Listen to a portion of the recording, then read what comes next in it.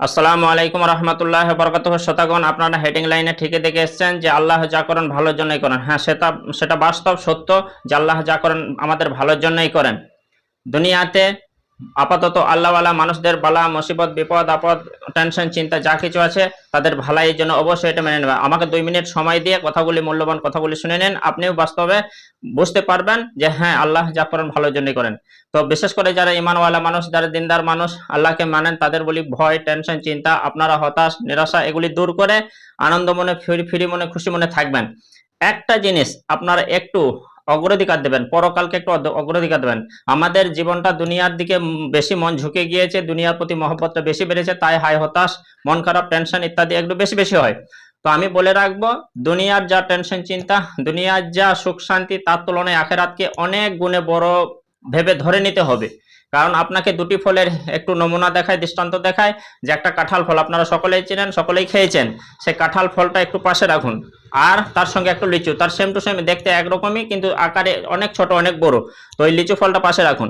তো অনেক ছোট অনেক বড়, তো সেই রকমই দুনিয়ার জীবনটা লিচু ফলের মতো ভাববেন। দুনিয়াতে যা সুখ শান্তি, আখেরাতে তার তুলনায় সুখ শান্তি অনেক গুণে বেশি। দুনিয়াতে যা কষ্ট ক্লেশ, যা বালা মুসিবত বিপদ দুঃখ, তার তুলনায় আখেরাতে অনেক বালা মুসিবত দুঃখ বড় মাপের বা বেশি বেশি বেশি। তো এই জিনিসটাকে একটু ভাবনা চিন্তা করবেন।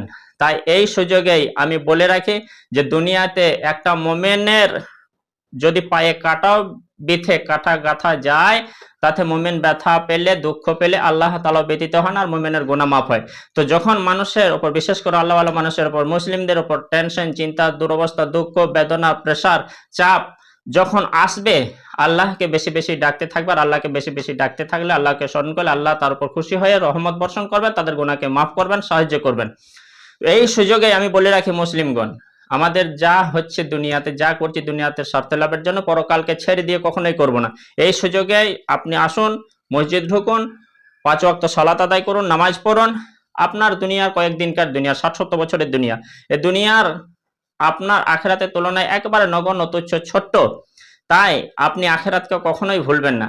দুনিয়াতে যদি সামান্য বিন্দু পরিমাণ ঈমান নিয়েও আপনি মৃত্যুর কোলে ঢলে পড়েন, কবরস্থ হন, তাহলে পরকালে আপনার শান্তি আছে। আর দুনিয়াতে ঈমানহীন অবস্থায় যদি দুনিয়াতে সুখ শান্তি যাবতীয় আপনি নিয়ামত উপভোগ করলেন কিন্তু ঈমানটা নেই, কবরে গেলেন, আপনার কোনো লাভ হবে না।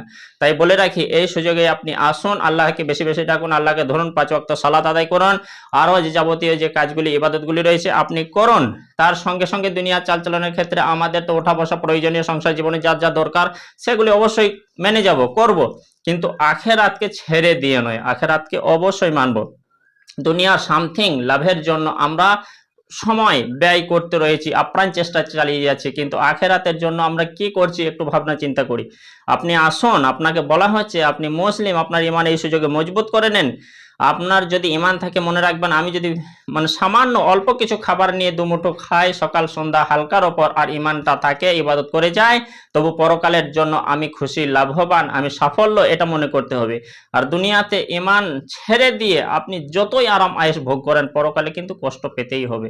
তো পরকালের কষ্ট থেকে বাঁচার জন্য অবশ্যই আপনি আল্লাহর দিকে ঝুঁকে আসুন। আজ থেকেই আপনি ঢুকুন, আজ থেকে ইবাদতে জয়েন করুন, আজ থেকে আল্লাহওয়ালা হন, আজ থেকে ঈমান আপনি নিয়ে বাঁচার চেষ্টা করুন। দুনিয়ার টেনশন চিন্তা যতই বালা মুসিবত হোক আপনি ছোট মনে করবেন, সেটা আখিরাতের তুলনায় কিচ্ছু নয়। পরকালের দৃশ্য যদি মানুষ জানতো তাহলে দুনিয়া করতে পারতো না। তাই আমি মুসলিম সম্প্রদায়ের ওপর বলতে পারি, আপনারা কোনো রকম টেনশন হবে না, ঘাবড়াবে না। আগে আরো মুসলিমদের উপর প্রেশার চাপ কষ্ট গিয়েছে, তারা কিন্তু ঈমান ছাড়েননি, কালেমা ছাড়েননি। তো আমি বলে রাখি, আপনারা কখনোই হয়রান হবেন, আপনি মুসলিম, আপনি কখনোই প্রেশান হবে না, আপনি মুসলিম। এইবার দুনিয়ার যত মাল সম্পদ আছে সমস্ত কিছু বিক্রি করে দিলে একটা ইবাদত আছে, ফজরের 2 রাকাত সুন্নত সালাত আদায় করার যা মূল্য, দুনিয়ার মূল্যটা কম। দুনিয়ার যা মূল্য তার থেকে ওই ফজরের সালাতের মূল্য আরো বেশি। তো আপনি কি নামাজ পড়বেন না, 5 ওয়াক্ত সালাত আদায় করবেন না? অবশ্যই করুন।